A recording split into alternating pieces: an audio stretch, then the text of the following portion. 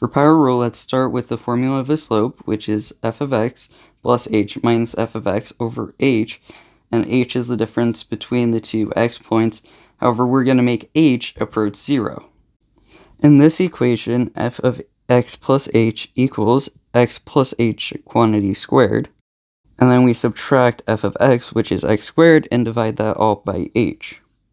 We put the limit of h as it approaches 0 because we want the difference between f of x plus h and f of x as close as possible.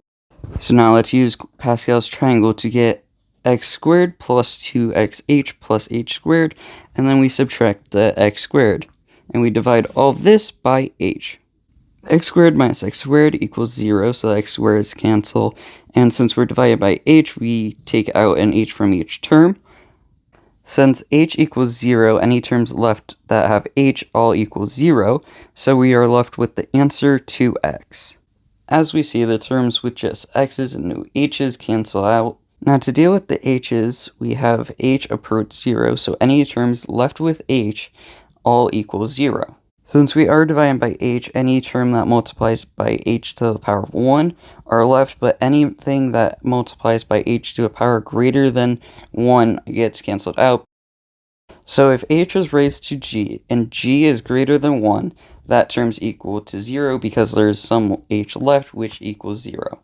The 2 should be a 1. So h squared or h cubed do not work, and h to the 0 is the same as x to the n, so h raised to 0 also does not work.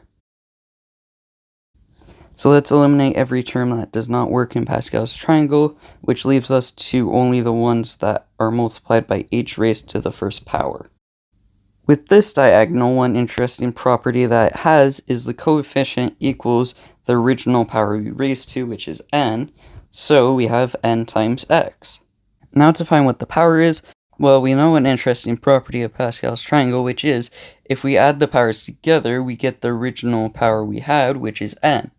So, we know q plus g equals n, and we know that g equals 1, so q plus 1 equals n. We want to find what q is, so we subtract 1 from both sides. We get q equals n minus 1. Now let's put it all together. We get n times x raised to n minus 1.